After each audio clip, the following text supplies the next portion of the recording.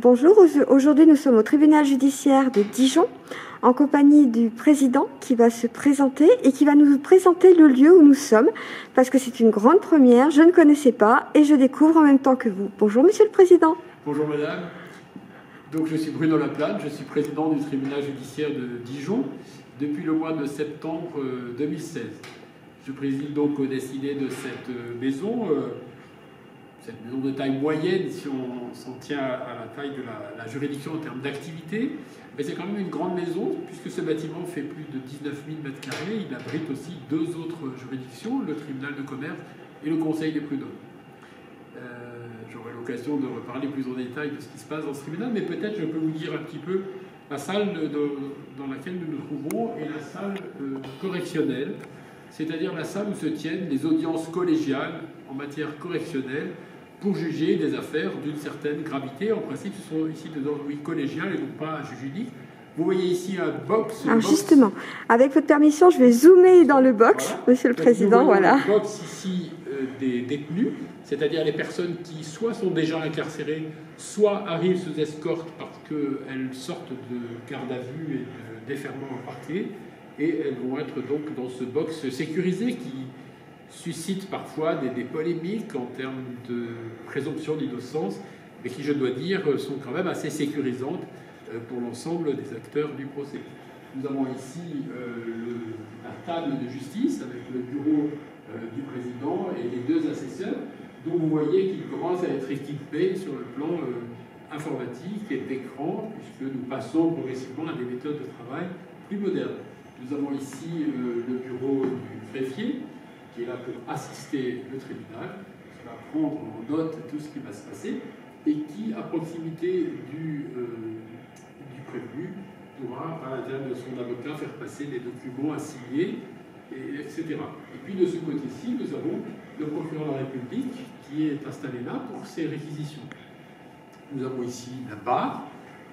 La barre, c'est l'endroit où vient comparaître le prévenu, s'il est libre, s'il n'est pas sous escorte, ou un témoin, ou une partie civile qui viendra face au tribunal s'exprimer pour dire ce qu'elle peut avoir à dire. Nous avons ici deux espaces avec des micros. C'est ici que s'exprimeront les avocats respectifs de la défense et de la partie civile pour prendre position en faveur de leurs clients, exprimer ce qu'elles ont à dire, plaider pour le compte de leurs clients. Nous avons ici la table où s'assiedra l'huissier d'audience qui va aider le président dans l'organisation et la police de l'audience. Nous avons ici une petite table qui est la table de presse où viennent s'installer les journalistes. Et puis nous avons ici l'espace qui est dédié au public, puisque c'est très important. C'est un socle démocratique de la justice. La justice doit être rendue publiquement, même si dans les époques récentes, avec les problématiques sanitaires, on a été conduit à restreindre l'accès. Mais le principe, c'est donc la publicité des débats. Et nous avons là une salle d'audience d'une taille raisonnable, avec une partie réservée au public qui est importante. Voilà ce qu'on peut dire un petit peu de cette salle. Cette salle, nous l'utilisons également pour ce qu'on appelle l'audience solennelle de rentrée, qui se tient tous les ans en principe au mois de janvier, qui ne doit pas se tenir cette année dans le contexte sanitaire qui est le nôtre. On peut dire que c'est une salle où c'est que vous siégez, Monsieur le Président. C'est une salle, où vous siégez. Oui, il m'arrive d'y siéger assez peu, puisque mes activités sont plutôt en matière civile. Je vous montrerai dans un instant une autre salle d'audience dans laquelle je siège, mais il m'arrive bien sûr d'y siéger et d'y présider des audiences, tout à fait. Eh bien, Monsieur le Président, je vais vous suivre et on va voir la deuxième salle alors. Oui. Monsieur le Président, on a déménagé, on pourrait dire, nous sommes maintenant au 3e étage dans une autre salle que vous voulez bien nous présenter, s'il vous plaît. Alors on a déménagé, absolument, on a beaucoup déménagé même, parce que non seulement on a changé d'étage, mais on a changé complètement de configuration de salle.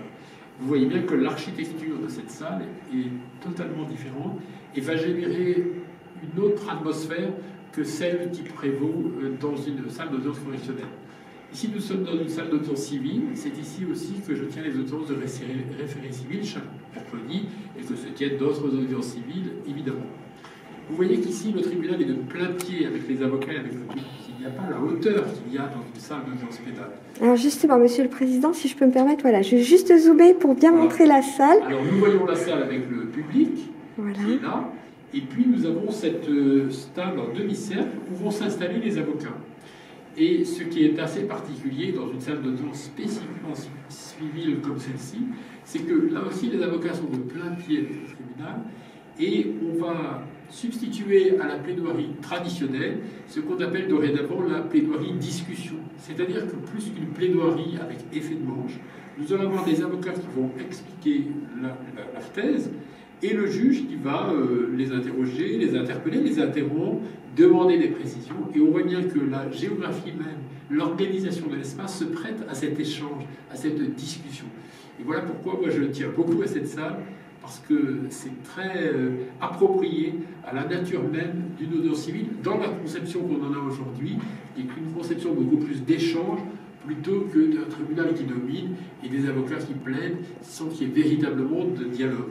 Moi, ce qui m'intéresse, c'est d'avoir un dialogue à l'audience, et je trouve que l'organisation même de l'espace le favorise. C'est de très belles salles que vous avez ici au tribunal judiciaire, avec les deux que vous venez de nous montrer. Et cette fois-ci, avec votre accord, on va se retrouver dans votre bureau, Monsieur le Président. Très bien. Eh bien, Monsieur le Président, cette fois-ci, nous sommes au 3e lieu, 3e arrêt, et nous sommes dans votre bureau. Donc, Monsieur le Président, cette fois-ci, on va parler, hormis des salles que vous avez gentiment de visiter grâce à vous, des 3 rôles, enfin plutôt des 2 rôles, et de l'accès au droit, si ça ne vous dérange pas. Donc, vous avez plein de casquettes, Monsieur le Président, ça tout le monde le sait, mais moi j'aimerais parler plus particulièrement de votre rôle du tribunal judiciaire comme chef de juridiction, s'il vous plaît. Alors effectivement, président du tribunal judiciaire, ou président d'un tribunal judiciaire, c'est avoir une casquette en effet qui s'appelle celle de chef de juridiction. Alors, le mot chef est pas très heureux, mais en réalité il y a 2 chefs de juridiction dans un tribunal. Il y a le président du tribunal judiciaire et le procureur de la République. C'est un dispositif tout à fait particulier, tout à fait étrange même dans notre système institutionnel. Je crois qu'il n'y a pas d'autre institution qui ait à sa tête 2 personnes. Nous appelons ça la diarchie, puisque c'est une hiérarchie à 2 têtes. Je le dis parce que ça semble souvent très étrange vu de l'extérieur. On dit mais qui c'est qui dirige dans cette maison? Eh bien, qui c'est qui dirige cette maison? On dirige à 2, ou plutôt on a un terrain commun qui est celui de l'administration et de l'animation de la juridiction, et puis un terrain propre, chacun dans le domaine qui est le sien.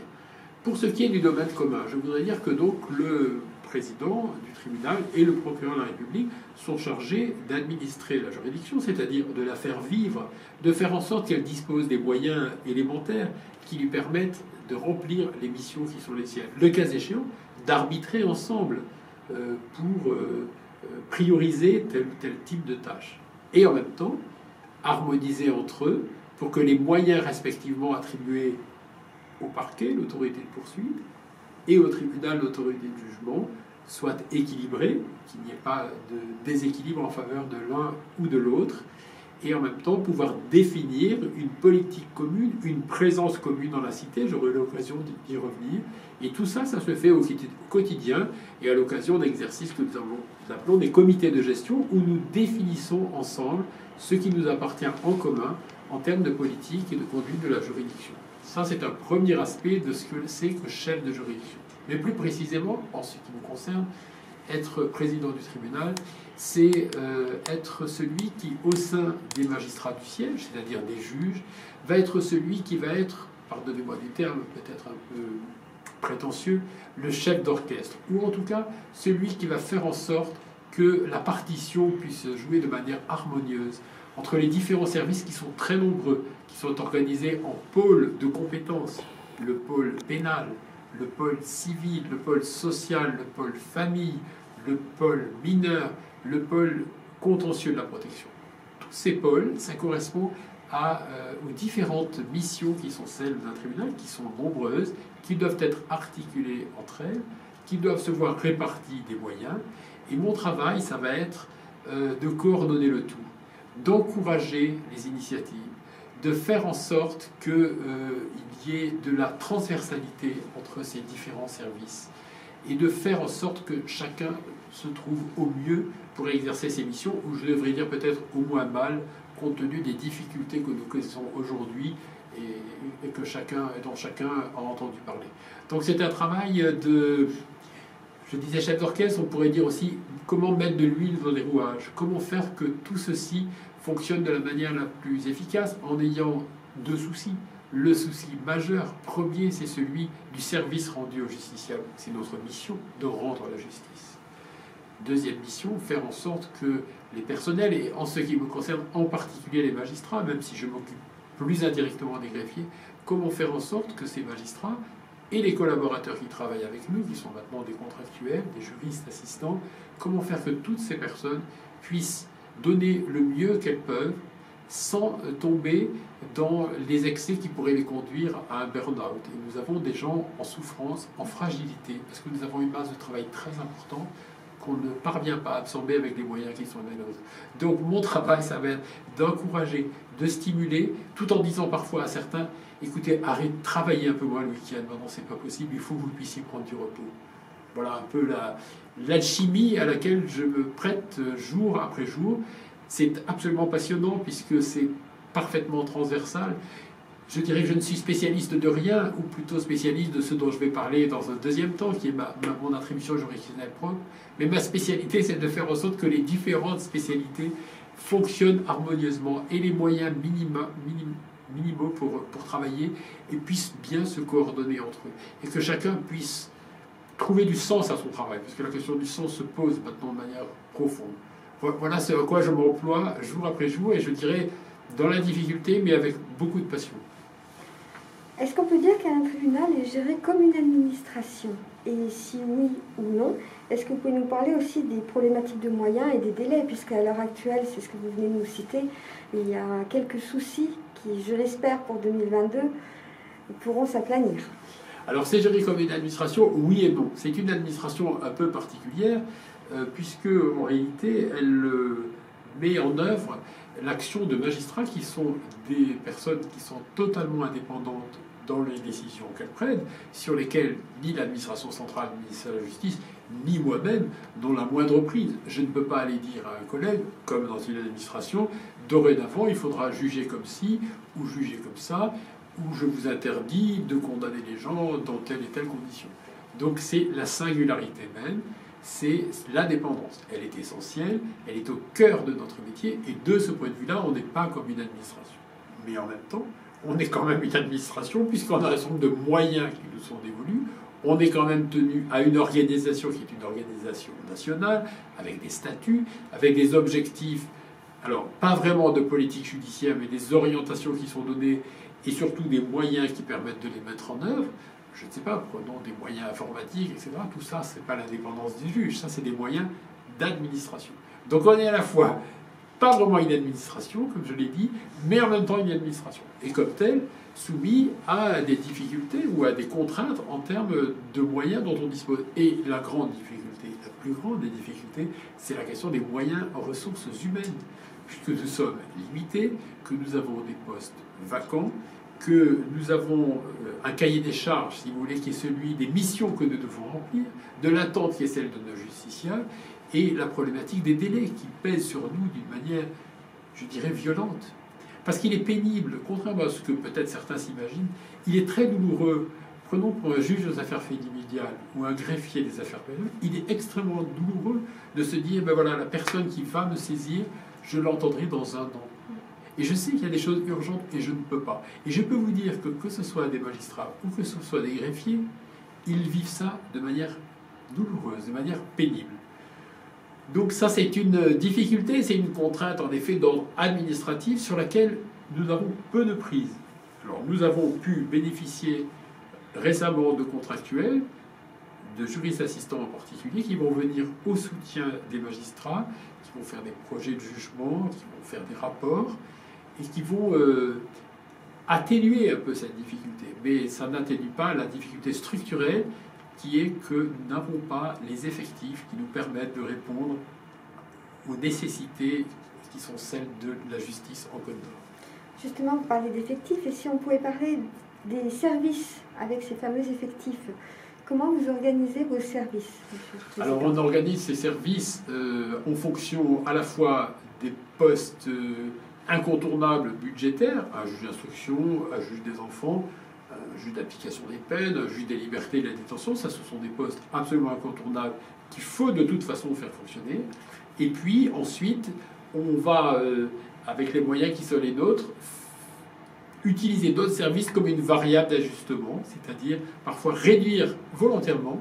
Il m'est arrivé il y a 3 ou 4 ans de fermer absolument pendant 6 mois l'activité d'une chambre, une chambre dite de la construction, parce que certes il y a des dossiers importants, mais il y avait tellement de catastrophes ailleurs que j'ai pris la décision de fermer toute activité dans cette chambre. Donc on est parfois amené à faire des arbitrages pour faire face à ce qui est incontournable. Malheureusement ou heureusement, nous avons beaucoup de choses incontournables ici. Les affaires familiales, l'activité des juges des enfants, l'activité du juge d'instruction, l'activité du juge des libertés, et j'en oublie. Donc c'est un peu une équation impossible, mais nous essayons de nous y employer avec, je dois dire, des collègues, vraiment il faut le dire, qui parfois sont en souffrance, mais qui ont un sens du service public très important, qui veulent faire en sorte que les choses aillent bien. Donc ça va plus ou moins bien, mais il y a la volonté collective de réussir, et ça je tiens vraiment à le souligner, à rendre hommage au travail des collègues. Monsieur le Président, est-ce qu'on peut parler un petit peu plus particulièrement de vous cette fois-ci? Oui. Parce que je sais que ça fait quelques années que vous êtes en poste, si je ne m'abuse. Et est-ce que vous pourriez me dire comment vous arrivez à concilier votre travail de président et celui de juge? Parce que déjà, c'est quand même, on pourrait dire, deux choses à temps plein, et ça doit vous occuper beaucoup de temps, Monsieur le Président. Oui, alors c'est vrai que c'est une certaine gageure que d'essayer de concilier les deux, mais pour moi c'est absolument essentiel. En réalité, je consacre mon temps de travail à hauteur de moitié environ pour l'activité de président et pour moitié à l'activité de juge. Cette activité de juge, j'y tiens beaucoup. J'y tiens parce que c'est mon cœur de métier, c'est ce pourquoi je suis rentré dans la magistrature. J'y tiens aussi parce que j'exerce un contentieux dont je vais vous parler dans un instant, qui est les référés, qui m'intéresse particulièrement. Et j'y tiens aussi beaucoup en termes de légitimité et de crédibilité. Je pense que ma légitimité au sein de la juridiction, elle tient à ce que je suis tout à la fois un juge et un président. Et que je ne suis pas à l'écart des autres juges, je suis un juge parmi les juges. Alors mon activité de juge, ça, c'est ce qu'on appelle les référés. Les référés, ce sont les affaires civiles qui requièrent une certaine célérité, si ce n'est de l'urgence, qui doivent être traitées rapidement, avec une procédure qui est souple, et dans une variété de situations absolument incroyables, entre les baux commerciaux, les conflits au sein d'une société civile immobilière, les conflits successoraux, les conflits de voisinage. C'est à peu près des conflits en matière de droit du travail. Le juge des référés met son nez, si je puis dire, dans toutes sortes de problématiques où il faut décider rapidement. Et ça, c'est tout à fait passionnant. Et je m'emploie avec beaucoup d'acharnement à promouvoir au sein des référés, mais aussi ailleurs dans le tribunal, le recours à la médiation, c'est-à-dire à un mode alternatif de règlement où je vais proposer aux parties, dans des dossiers qui sont particulièrement enchevêtrés, de rencontrer un médiateur pour essayer de trouver une issue à bien. On entend parfaitement dans vos propos ce qui vous anime en tant que juge, Monsieur le Président. Alors ce qui m'anime comme juge, en effet, je pourrais le résumer en 2 phrases. Peut-être c'est à la fois être un observateur privilégié, peut-être, ou un observateur éclairé de la vie sociale et des conflits qui agitent la vie sociale. Je trouve que c'est absolument passionnant, j'allais dire sociologiquement, c'est intéressant juridiquement aussi. Et puis, ce qui me passionne aussi, c'est de voir comment on peut essayer de trouver des issues qui ne sont pas exclusivement des décisions tranchées, mais peut-être des décisions. Par exemple, comme juge des référés, lorsque j'ai un conflit de voisinage, je me rends volontiers sur place avec les parties, les avocats, on appelle ça un transport sur les lieux. Je ne le fais pas autant que je le voudrais, mais je le fais de temps en temps. Et on arrive parfois à un accord sur site, ce qui est très gratifiant et très intéressant parce qu'on est allé au cœur du litige, de la problématique des parties. On les a rencontrés, on les a écoutés si possible, et on a essayé d'entrer en lien avec eux pour trouver une solution qui convienne aux uns comme aux autres. Alors là, on a bien compris la particularité du métier de juge et du métier de président, qui vous anime particulièrement, bien évidemment. Mais cette fois-ci, je voudrais bien que l'on parle de l'accès au droit. Je sais que pour vous, c'est un bâton de pèlerin, on va dire. Vous y tenez particulièrement. Oui. Et j'aimerais bien qu'on parle de cette politique, s'il vous plaît. D'accord. Alors, l'accès au droit, c'est vrai que j'y tiens beaucoup parce que c'est un accessoire ou une composante, plutôt, de la fonction de président. En tout cas, lorsque le tribunal est départemental, ce qui est le cas ici, puisque le tribunal judiciaire de Dijon est en fait le tribunal judiciaire de la Côte d'Or. Et en cette qualité de président du tribunal judiciaire, je préside un organisme, un groupement d'intérêt public qui s'appelle le Conseil départemental de l'accès au droit. Ce Conseil départemental de l'accès au droit, qu'on appelle CDAD, est chargé de mettre en œuvre une politique publique qui est celle de l'accès au droit, c'est-à-dire tout simplement comment faire pour que les personnes les plus éloignées peut-être de l'accès à ceux dont les personnes éclairées peuvent disposer, d'avoir un avocat dans sa famille, de pouvoir être à l'aise avec les problématiques juridiques. Donc que ceux qui sont le plus éloignés puissent bénéficier de l'information qui leur permettra soit de disposer des informations suffisantes pour se repérer dans un monde de droit de plus en plus complexe, soit pour pouvoir préparer un accès à la justice. C'est dans ce contexte que nous organisons avec le concours du barreau essentiel des consultations juridiques d'avocats dans un certain nombre de points du département, et si possible des points reculés maintenant, également des permanences d'orientation juridique qui sont dispensées par des associations que nous rémunérons pour faire ça, et puis également nous organisons des colloques, et puis nous organisons des actions avec des lycéens pour mieux faire connaître les problématiques du droit et de la justice. Nous avons aussi un point d'accès au droit en milieu pénitentiaire pour permettre aux détenus d'être eux-mêmes éclairés sur les problématiques juridiques qu'ils peuvent rencontrer en dehors de leur dossier pénal, puisque l'idée c'est que tout citoyen a droit, c'est un droit à l'accès au droit. Tout citoyen doit en bénéficier.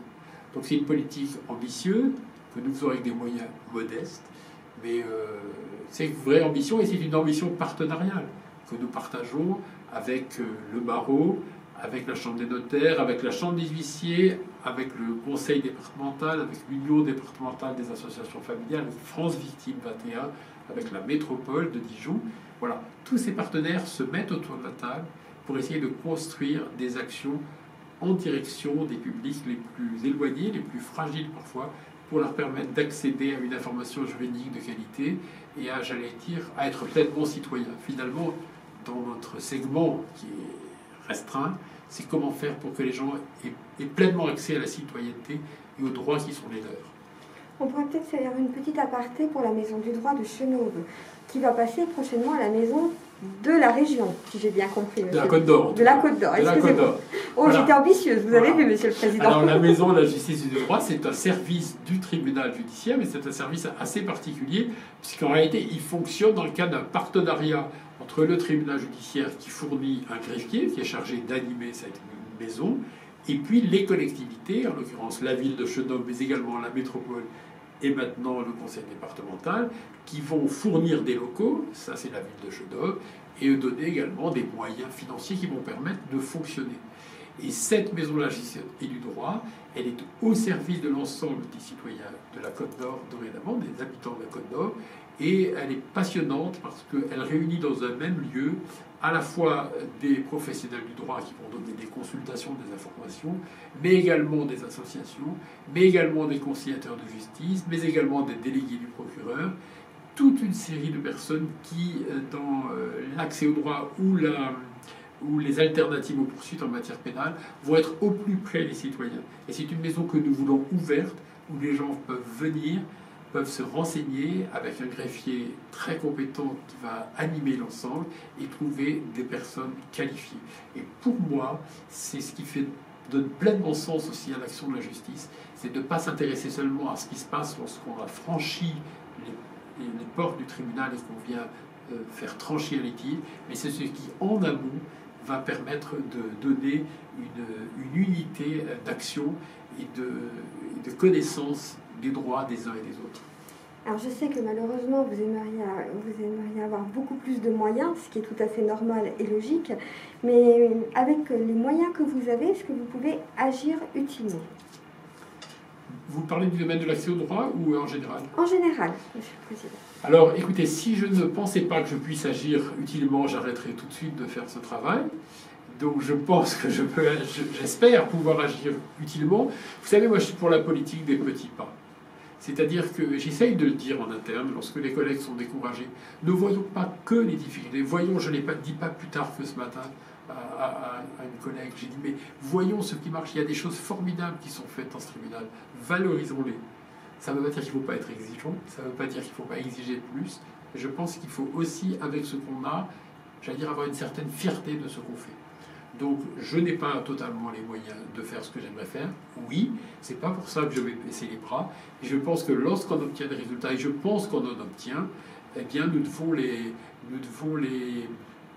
nourrir, les promouvoir, les développer, et peut-être aussi les faire connaître. Peut-être pêchons-nous, et c'est aussi un axe que nous avons, avec un collaborateur qui nous y aide, c'est peut-être de mieux faire connaître ce qu'on arrive à faire, et mieux faire connaître à la cité ce que c'est que la réalité de la mission judiciaire, qui est une mission, mais vous l'avez compris, à laquelle je crois intimement. Monsieur le Président, on vient de parler de plein de choses, de plein de sujets, mais moi ce que j'apprécie chez vous, c'est la communication.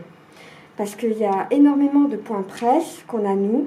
On vous fait énormément aussi de choses, comme on a fait la Nuit du droit à Talent. On a fait aussi, et je vous en remercie particulièrement, avec Monsieur le Ministre, on a eu une matinée importante, et c'était la première fois en France que c'était filmé dans l'intégralité. Donc voilà, si vous voulez revenir un petit peu sur ces sujets, sur aussi différents sujets qu'on avait avec Monsieur le procureur et avec vous.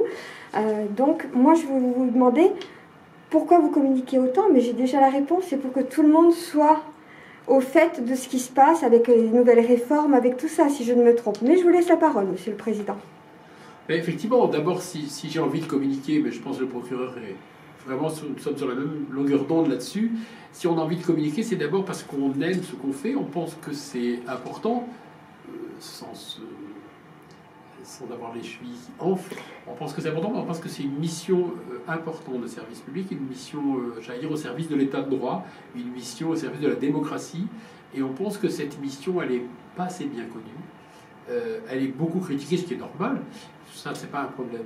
Mais on aimerait qu'elle soit critiquée de manière plus éclairée, peut-être. Et que souvent, il y a beaucoup de préjugés, de représentations que nous souhaitons mettre en débat, non pas pour les nier, mais pour les éprouver. C'est pour ça que nous sommes vraiment très attentifs à être, comment dire, tournés vers la cité. Et nous essayons, dans la mesure du temps dont on dispose, mais de multiplier en effet les actions de communication au sens le plus noble du terme, soit pour faire connaître ce qui se passe dans cette maison, soit pour aller à l'extérieur de cette maison pour parler de justice et du droit. Alors, vous avez parlé de la Nuit du droit, c'est un exemple. Nous avons aussi constitué avec le barreau de Dijon et la faculté de droit de Dijon un cycle de conférences que nous appelons les jeudis de la cité, et c'est une tranche de 18h à 20h où nous invitons des professionnels du droit et de la justice à venir présenter une problématique en lien avec du grand public pour être une rencontre et pour nourrir un échange. La prochaine réunion de ce type aura lieu le 7 mars, je crois, à Dijon. C'est bien le 7 mars, je pense, je ne suis pas sûr, enfin au mois de mars à Dijon, et sera consacré à la présomption d'innocence.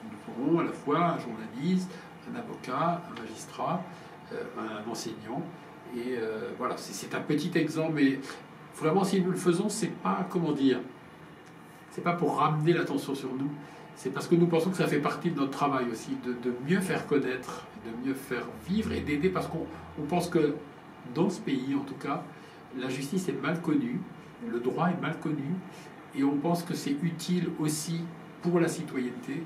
Et nous pensons, tort ou à raison, que ça fait partie de notre mission. Donc voilà, c'est pas pour le plaisir d'aller se pavaner, c'est parce que nous pensons que ça a du sens. Et que notre mission aussi, je reviens à ça par rapport à la morosité qu'on trouve dans les tribunaux, à la perte de sens, c'est peut-être notre job à nous, chefs de juridiction, d'ouvrir un peu et de montrer une dynamique et de montrer quelque chose de positif. Et montrer aussi des nouveautés, puisqu'on a eu la réforme pour les mineurs.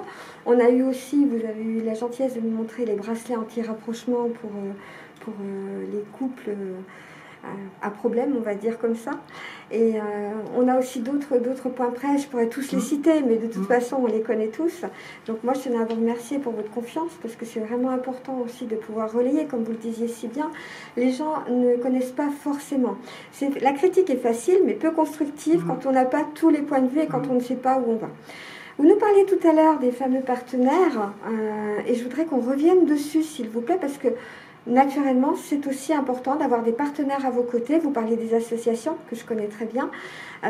Donc, j'aimerais bien qu'on revienne sur ces partenaires. Alors, plutôt dans le cadre de l'accès au droit, alors. L'accès au droit ou ce que vous voulez au niveau de tous les partenaires. Alors, il y a des partenaires institutionnels obligatoires, j'allais dire, ça peut-être on peut en dire un mot, qui sont bien entendu les autres directions du ministère de la Justice, donc l'administration pénitentiaire, avec la maison d'arrêt et le service pénitentiaire d'insertion et de probation, qui sont des services essentiels avec lesquels nous travaillons au quotidien. Parce que la justice, c'est pas juste la justice, c'est ce qu'il y a en amont, c'est ce qu'il y a en aval. Donc, maison d'arrêt, service pénitentiaire d'insertion et de probation. Également la protection judiciaire de la jeunesse, qui sont les services du ministère qui vont être chargés de suivre les mineurs délinquants et qui vont, en lien avec les juges des enfants, les accompagner. Mais aussi l'aide sociale à l'enfance, qui va être le service du département, qui va être en lien avec les juges des enfants pour l'enfance en danger. Bien entendu, dans le champ pénal, mais c'est moins ma partie, la police et la gendarmerie pour les enquêtes. Voilà, ça c'est les partenaires institutionnels obligatoires. Le barreau, évidemment, les avocats sont nos partenaires du quotidien, les premiers de nos partenaires, où il y a une grande proximité, une grande complémentarité dans nos actions. Mais nos partenaires, c'est pas que institutionnel, c'est pas que les professionnels du droit, c'est effectivement des associations.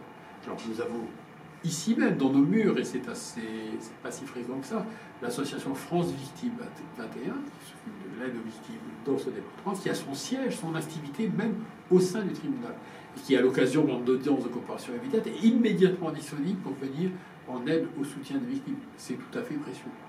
Et puis nous travaillons avec une foultitude d'associations dans tous les domaines.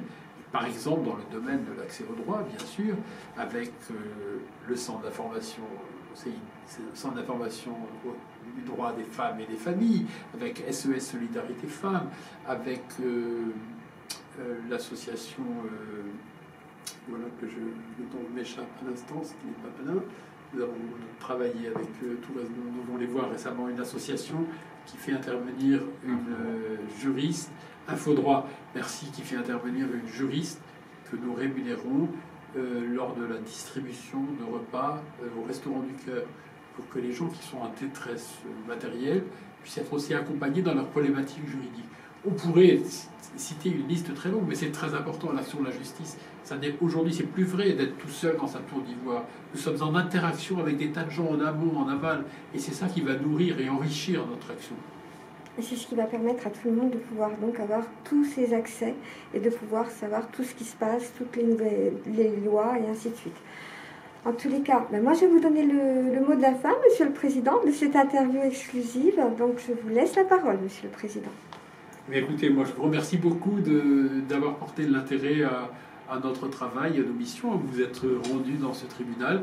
Je voudrais vous dire, mais vous savez déjà, que c'est un lieu qui se veut ouvert et qu'on est particulièrement à l'écoute des besoins des professionnels de la presse. C'est aussi un travail de complémentarité et qui doit se faire dans la confiance, dans la dépendance bien sûr, mais dans la confiance. Et donc je suis heureux aujourd'hui d'avoir pu répondre à vos questions. Merci encore, Monsieur le Président, pour votre confiance. Je sais que vous êtes attendu pour une audience, donc je vais être obligée de couper. Et je vous dis à très bientôt pour des points presse ou d'autres choses, puisque je sais qu'il y a énormément de communication avec un chargé de com de chez vous qui nous donne toutes les informations en temps utile. Merci encore, Monsieur le Président, et je vous souhaite une bonne journée. Merci beaucoup, à vous aussi. Au revoir. Ne bougez pas, Monsieur le Président, je prends juste une...